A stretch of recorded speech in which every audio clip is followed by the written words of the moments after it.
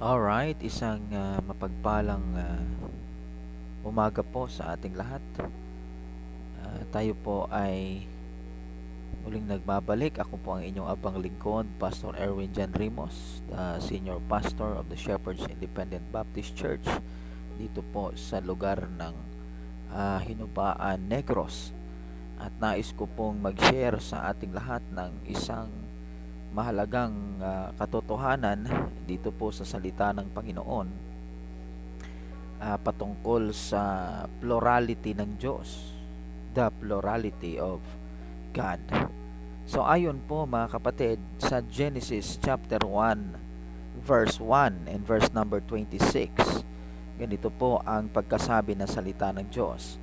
In the beginning God created the heaven and the earth.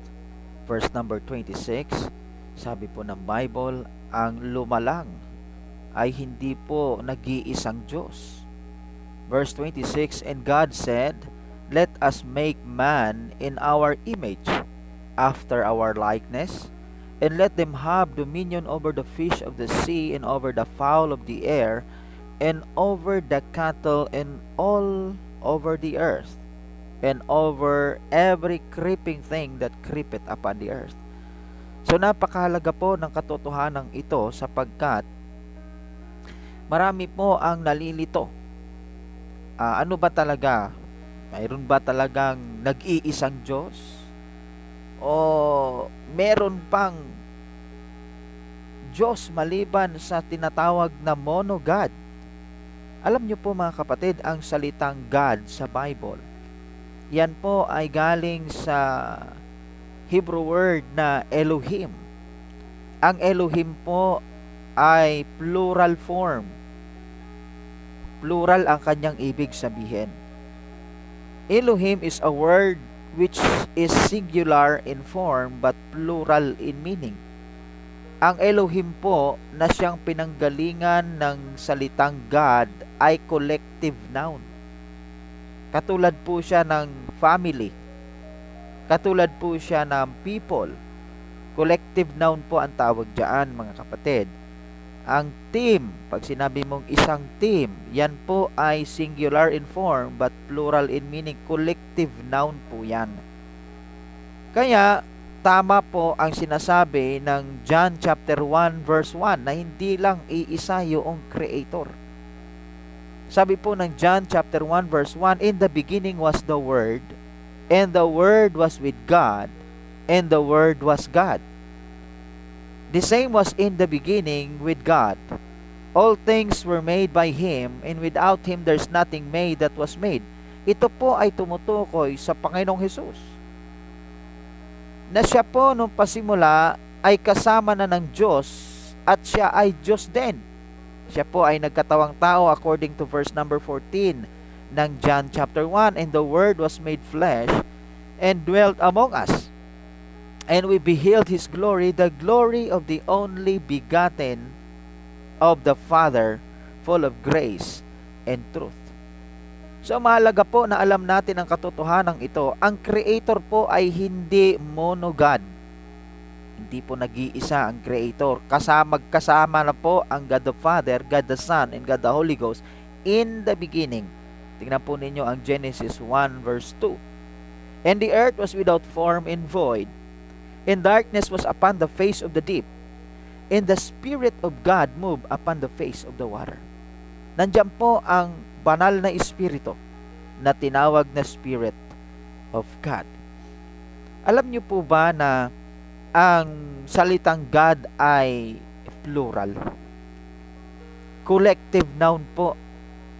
Sapagkat ginamit ang word na us sa Genesis 1:26.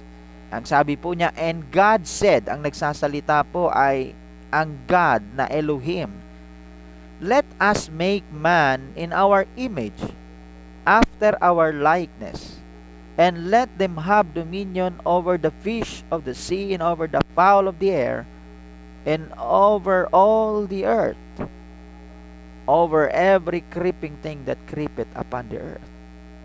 So plural nga po ang God mga kapatid. Kasi collective noun po ang salitang God na nanggaling sa Hebrew word na Elohim. Alam na alam po yan ng mga Hebrew people.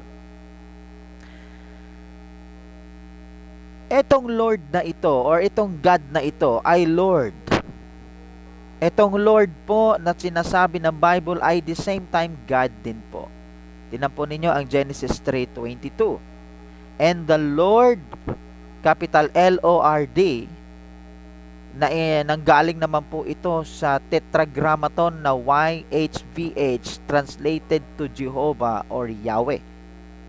The Lord God, the Jehovah or the YHVH tetragrammaton Elohim said, the man is become one of us to know good and evil, and now lest he put forth his hand to take also of the tree of life and eat and live forever. Therefore the Lord God sent him forth from the Garden of Eden to till the ground from whence he was taken. Ito po ay patungkol na sa panahon na si Adan at Eva ay nagkasala. The Lord God, the Jehovah Elohim. So ang Elohim po ay the same time Jehovah or YHVH. Ang YHVH na Lord at the same time yan po ay katumbas ng Elohim. Kaya plural din po ang Lord God ayon sa Genesis 3 verse 22. Kapag inaral mo naman ang Lord na capital L-O-R-D na sinasabi ng iba na singular daw ito, hindi po yan singular, yan po ay plural. Tingnan po ninyo ang Genesis 11, 6-7. And the Lord said, wala na pong kasamang God ito. The YHVH or Jehovah Yahweh said, behold, the people is one, and they have one language, and this they began to do. And now nothing will be restrained from them which they have imagined to do. Ang nagsasalita po sa verse 6 ay ang Lord. Sabi niya sa verse number 7, go to, let us go down and confound their language, that they may not understand one another's speech. So the Lord scattered them abroad from thence upon the face of the earth, and they left up to build the city. So napakahalaga po ng mga katotohanan yan, mga kapatid. Ang Lord ay plural ayon sa Genesis 11, 6-7, sapagkat ang Lord ay katumbas po niyan ay Elohim. Ang Elohim, ang katumbas po niyan ay Lord. Ang Adonai naman, pastor, Isaiah 6 verse 8. Alam nyo ba na maging ang Lord na Adonai ay plural din, mga kapatid? Sabi po sa Isaiah 6 verse 8, also I heard the voice of the Lord saying, whom shall I send? And who will go for us? Then said I, here am I, send me.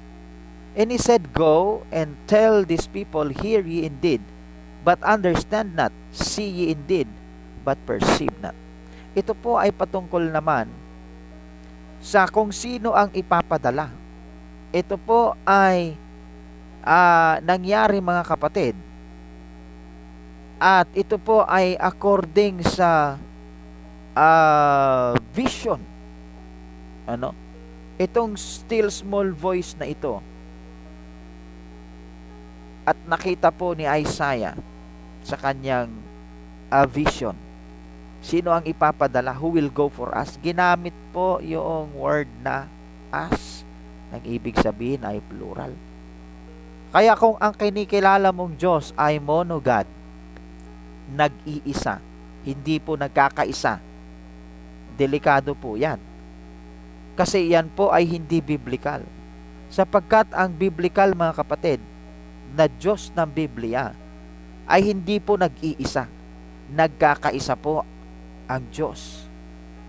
Maging po ang 1 Samuel chapter 4 verse 8, hindi po ito aksidenteng nakasulat na merong word na gods. Wala po itong apostrophe. Sabi po ng 1 Samuel 4 verse 8, Woe unto us, who shall deliver us out of the hand of these mighty gods? These are the gods that smote the Egyptian with all the plague in the wilderness. Naku po, ito po ay walang apostrophe S sa King James Bible.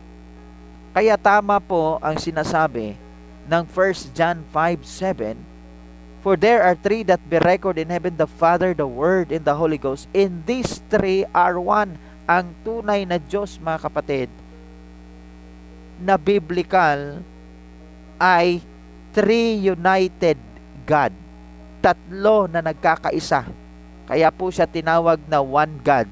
Kasi Elohim, one Elohim, nag-iisang plural na nagkakaisang Diyos. Yun po ang ibig sabihin. Sana po matulungan kayo ng